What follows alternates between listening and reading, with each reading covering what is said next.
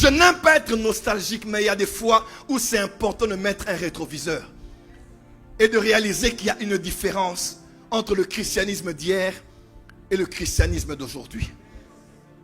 Le christianisme d'aujourd'hui, certes, a évolué dans beaucoup de domaines et on ne peut qu'acclamer le Saint-Esprit pour ce qu'il fait.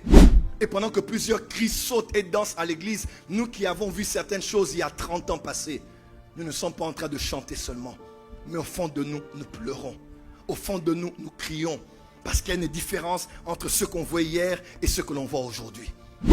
Il y a une nouvelle église qui s'élève aujourd'hui, mais il semble que cette église est beaucoup plus une église d'apparence. Mais aujourd'hui, nous avons des télévisions Samsung.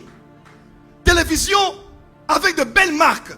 À l'extérieur, c'est tellement beau, c'est curve. C'est tellement bien avec les applications. Il y a la Wi-Fi, il y a tout ce que tu vois à l'intérieur. Les télécommandes sont tellement belles à voir et sophistiquées. Mais une fois, alors une seule fois qu'il y a un problème et une fissure, les coûts de la réparation peuvent être même à peu près plus de la moitié du prix même de la télévision. Prophète Jacques, est-il possible que hier, les chrétiens n'étaient pas beaux d'apparence comme nous aujourd'hui? Ils n'étaient pas en costume, ils n'étaient pas avec de belles églises, ils priaient sous des palmiers, ils priaient sous des catacombes, ils priaient en secret, mais ils avaient quelque chose en eux qui faisait leur force. Si on prend l'apôtre Paul comme pasteur, on le ramène dans notre génération, on pourra s'étonner de beaucoup de choses. Si on prend Pierre, ou bien si on va penser aux églises des martyrs, on les amène dans notre génération et ils voient comment les chrétiens abandonnent pour si peu, murmurent pour si peu, donnent à Dieu des ultimatums pour si peu, vont coucher avec des hommes pour si peu. Pendant que je faisais la missiologie, un missionnaire est venu faire une conférence dans notre salle des étudiants pour nous parler de la mission dans les milieux hostiles. Et il a dit, il revient de la Chine.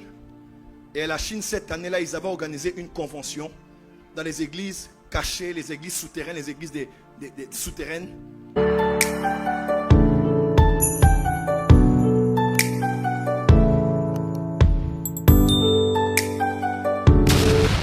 Est-il donc possible aujourd'hui qu'on ait différents types de bruits mélangés dans l'église?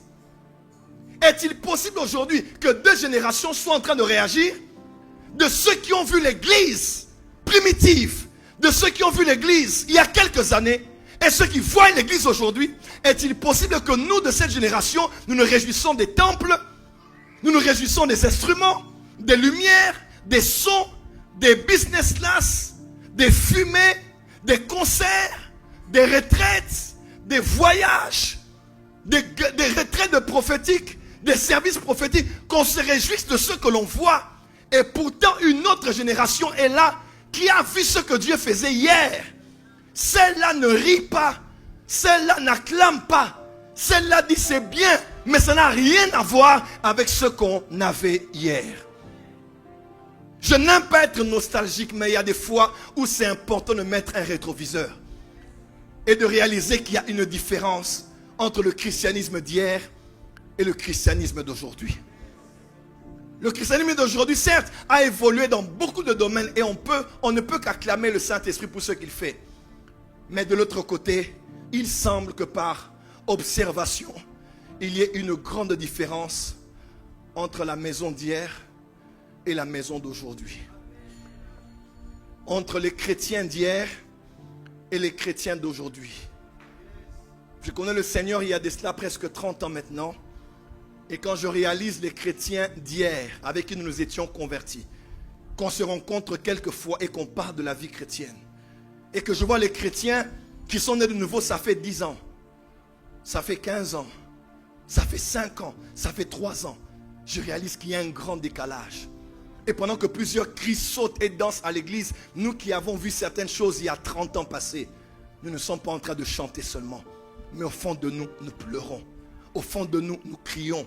Parce qu'il y a une différence entre ce qu'on voit hier et ce que l'on voit aujourd'hui. Tu n'as pas dit amen là où tu es. Tu n'as pas dit amen là où tu es. Est-il possible qu'on soit énormément dans la joie, qui n'est pas une mauvaise chose? Mais est-il possible que les choses qui se faisaient hier soient différentes de celles que l'on voit aujourd'hui? Et surtout les chrétiens qu'on avait hier, surtout, ne soient différents de ceux que l'on voit aujourd'hui? il y a une nouvelle église qui s'élève aujourd'hui, mais il semble que cette église est beaucoup plus une église d'apparence par rapport à l'église d'autrefois. Quelqu'un peut dire amen très fort. Dis amen très fort. Dis amen très fort. Je regarde cette comparaison des fois avec la technologie. Autrefois, je suis né en Allemagne, à Bonn. On a vécu quelques années en Belgique. Mon petit frère est né là, à Bruxelles.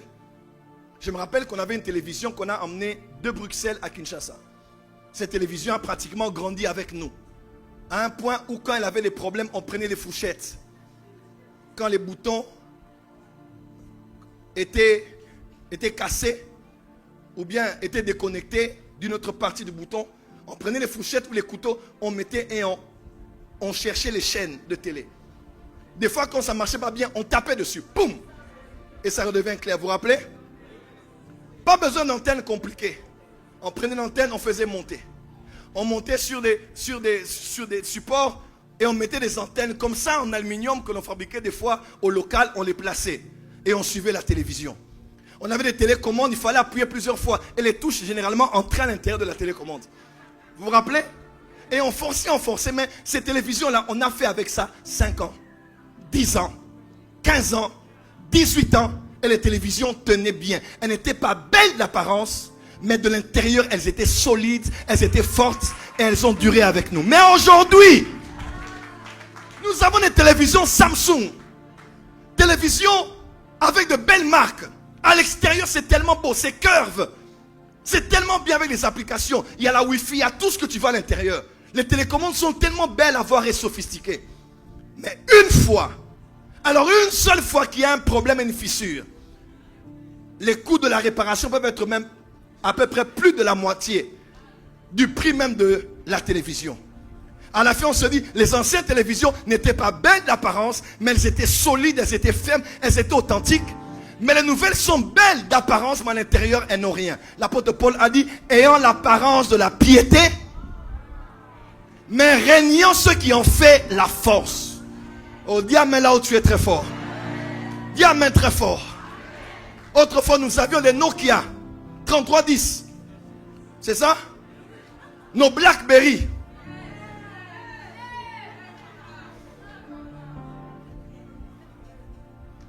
Toutes ces marques de téléphone qui n'étaient pas forcément sophistiquées d'apparence, on n'aurait jamais cru qu'on aurait utilisé des téléphones sans touche. Aujourd'hui, on est tellement habitué qu'on ne réalise même plus que les touches là n'existent plus. Elles n'étaient pas belles d'apparence, mais nous avons vécu longtemps avec elles. D'autres même sont revenus à elles aujourd'hui. Mais aujourd'hui, tout est beau d'apparence, mais une petite fissure, un peu de tombée dans l'eau, et le problème de display, et ce qui dérange le plus. Après, il faut réparer, il faut réinitialiser, il faut flasher. Il y a tellement de termes autour de ça. Prophète Jacques, est-il possible que hier, les chrétiens n'étaient pas beaux d'apparence comme nous aujourd'hui? Ils n'étaient pas en costume, ils n'étaient pas avec de belles églises. Ils priaient sous des palmiers, ils priaient sous des catacombes, ils priaient en secret. Mais ils avaient quelque chose en eux qui faisait leur force.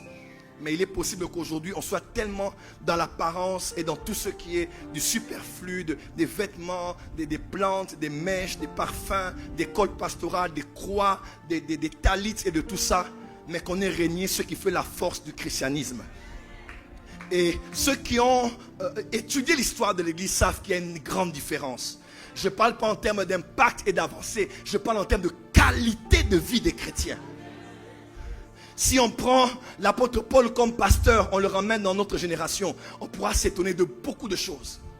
Si on prend Pierre, ou bien si on va penser aux églises des martyrs, on les amène dans notre génération et ils voient comment les chrétiens abandonnent pour si peu, murmurent pour si peu, donnent à Dieu des ultimatums pour si peu, vont coucher avec des hommes pour si peu.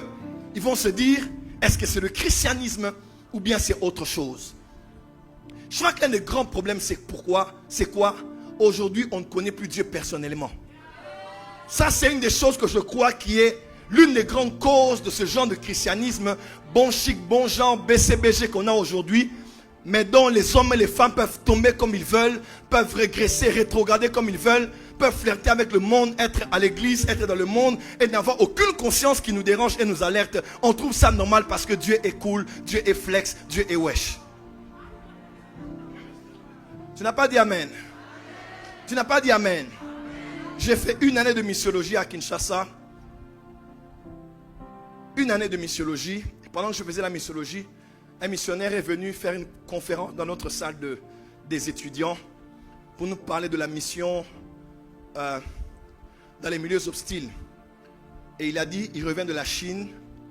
Et à la Chine, cette année-là, ils avaient organisé une convention dans les églises cachées, les églises souterraines, les églises des souterraines, à cause du fait que le christianisme n'est pas légalement autorisé. Ils étaient dans les coulisses, ils faisaient une grande convention internationale. Et le thème de la convention était « Comment souffrir pour Jésus-Christ ». Le thème, c'était « Comment souffrir pour Jésus-Christ ». Et pasteur Klein, je me suis posé la question, si aujourd'hui je fais un thème, je dis venez à un séminaire biblique, comment souffrir pour Jésus-Christ, je ne sais pas si j'aurai cette salle pleine comme elle est aujourd'hui. Si je parle du fait de qui a caché ton étoile, qui a lié ta vie, qui a bloqué ton mariage, 7 principes pour être millionnaire, les clés pour percer dans la vie, comment voir en esprit, 7 principes clés pour voir dans le monde des esprits et prophétiser avec des détails jusqu'au niveau chirurgical et microscopique. Vous allez voir ici plein. Mais si on dit comment souffrir pour Jésus, personne ne viendra. Parce que personne ne veut souffrir.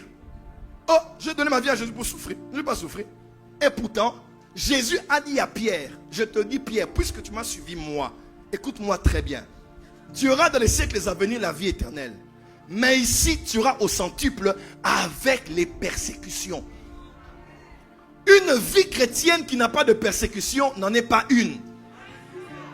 Tu dois souffrir pour Jésus. Les premiers apôtres et les premiers disciples prenaient pour un sujet de joie, de gloire que de participer aux souffrances de Jésus.